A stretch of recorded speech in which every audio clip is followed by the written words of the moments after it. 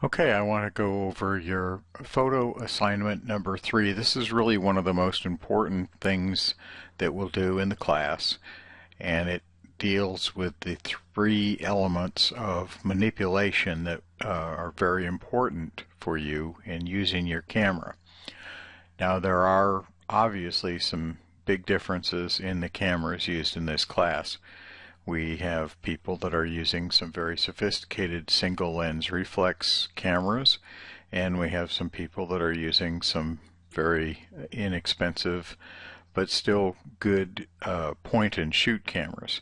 The reality is the point and shoot cameras don't have the same capacity as the bigger cameras, and of course you would expect that.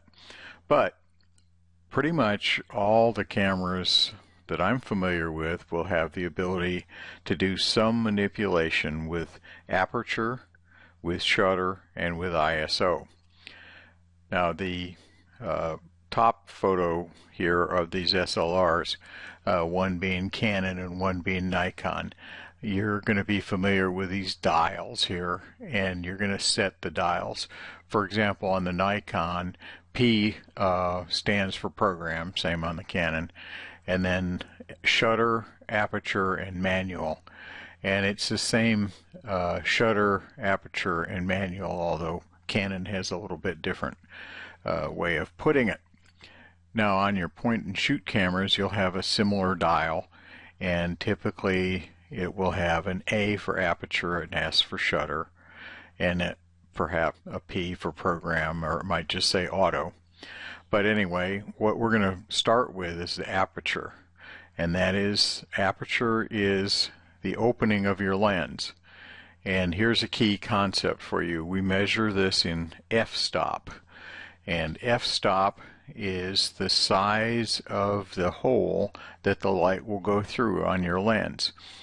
And a typical camera lens, even on a fixed point and shoot camera, is going to have a range, and it may not be this low, 1.4. It may start at, say, 2.8, but nevertheless you're going to have a range up to at least f8, and there are decisions that you're going to make about which aperture setting you're going to use. Now remember, you have to go back to your camera and put it on A for the aperture mode, and that is going to give you the ability to change the amount of light coming through by changing the hole. And your camera is going to change the shutter speed to compensate for it. The camera is going to have to let in the amount of light that will do the best job of giving you a photo. So you can control that with the amount of light going through by making the hole bigger or smaller, or you can do things with a shutter or the other element, ISO, which we'll get to in a minute. So when you set your camera for the aperture priority mode, what you're really doing is you're going to control for this depth of field. And depth of field is sometimes a difficult concept, but basically if we look at the 2 photographs here of a tape measure, and we can see that they're going away from us. So this is the closest to the camera and this is the furthest from the camera. With the depth of field on setting your f-stop at 3.2, once you get down here around this area, it starts to fuzz out. So from maybe about here to here, this is where you have your greatest depth of field, and this is where stuff will appear to be in focus. Now if we make the hole smaller, and that means increasing the f-stop number, smaller hole, bigger f-stop number, then we are actually extending the depth of field. So it'll go back here, somewhere in this vicinity where it starts to fuzz out. Let's look at another example here. We've got 3 photographs of a guy sitting here in a similar position, same background, same lighting, but on this photograph we have set with the aperture priority mode the f-stop to be 2.8. What that is doing is the depth of field is really pretty much on this guy, and the background's all basically blurry or fuzzed out or unsharp or not in focus, whatever you want to call it.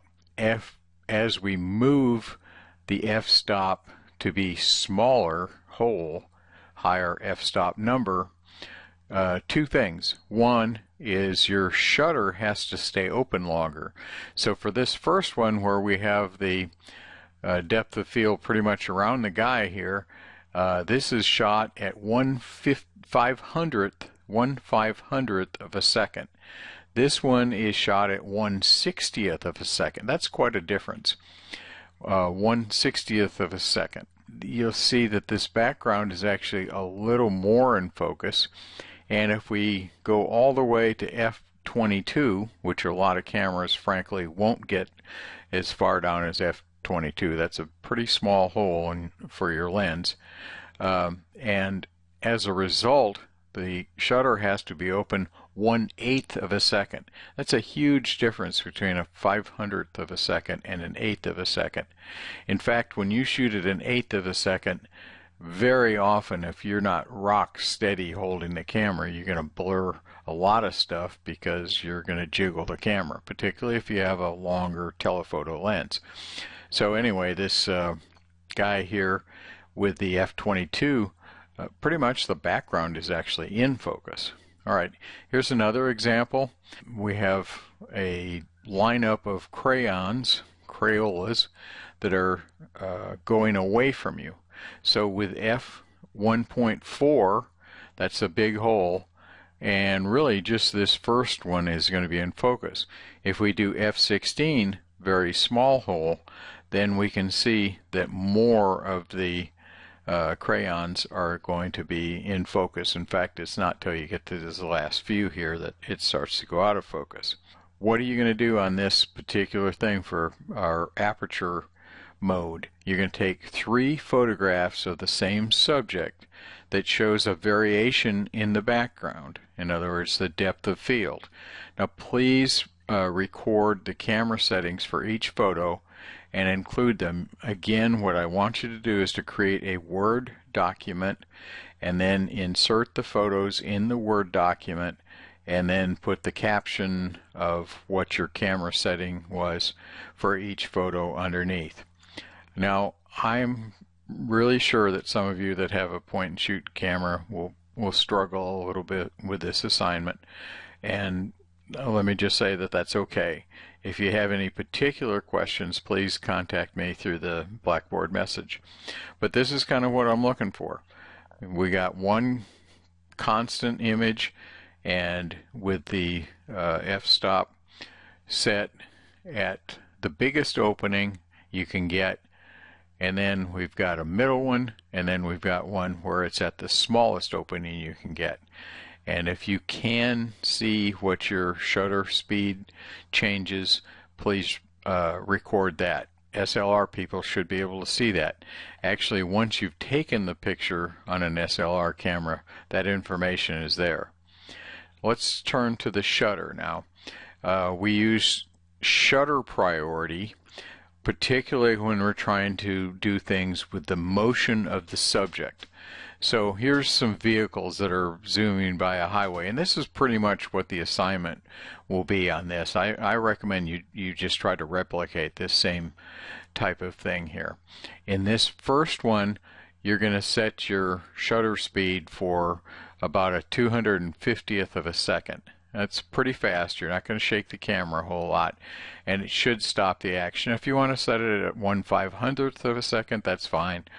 But in this one, pretty much the vehicle looks like it's stopped.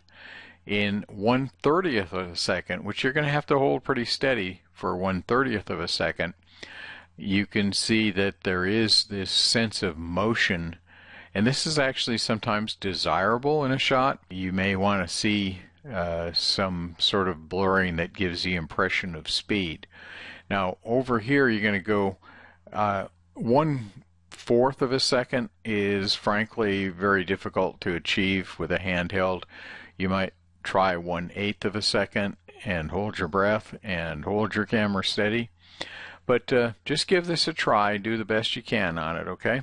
So that's one part of what we're going to do for this shutter piece of this. Now, there are some times when you want to actually capture your subject that's in motion by swinging the camera to be following it, essentially. This is called panning.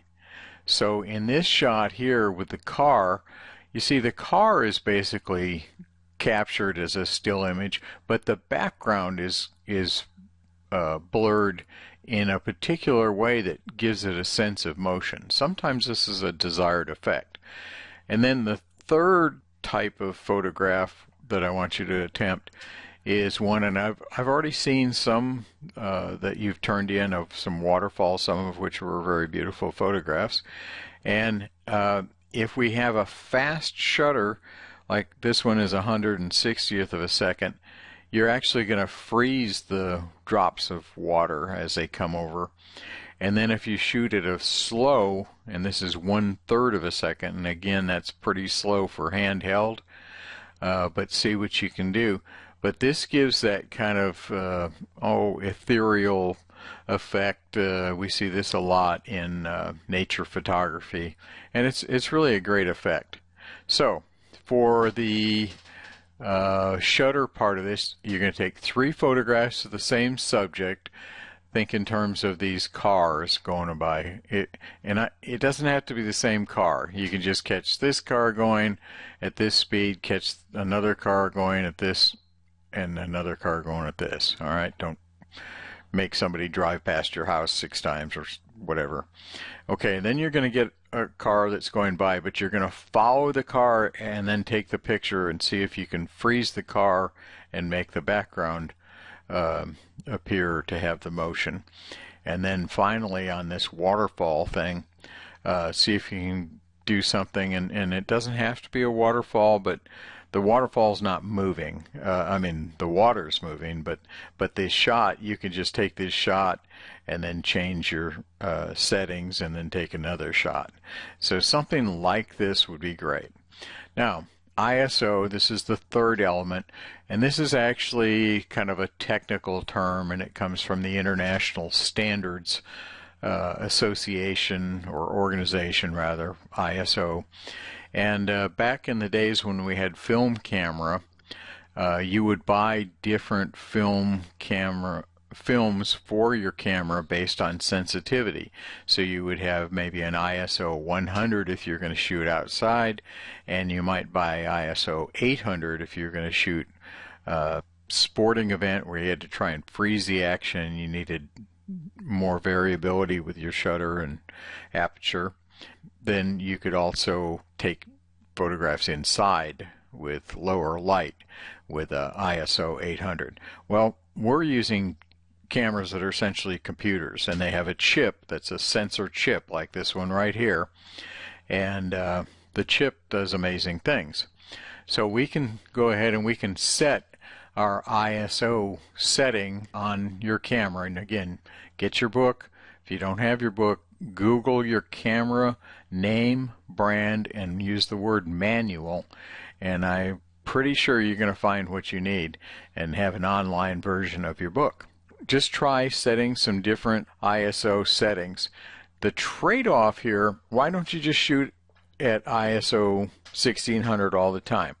Well, because when you increase the ISO level to a high rate, you're actually going to add a kind of a visual noise into your photograph, and you're going to see this sometimes called grain.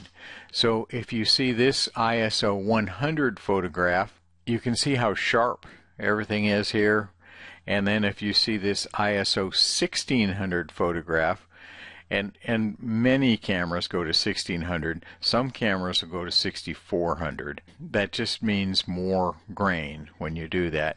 But if it makes the difference of getting the shot and being able to take the shot, let's say you go to a birthday party and it's pretty dark in there and you don't want to use the flash, we'll get into flash later, then crank up the ISO as high as you can. The pictures will have a little bit of noise in them, but it's better than not having the pictures. So what do I want you to do and turn in on this? 2 photographs of the same thing, just using different ISO levels. And again, record what your camera tells you. Put these in a document and send it to me through Blackboard, and that is the assignment that relates to these critical elements: aperture, shutter, and ISO. Please be sure to contact me if you have any questions.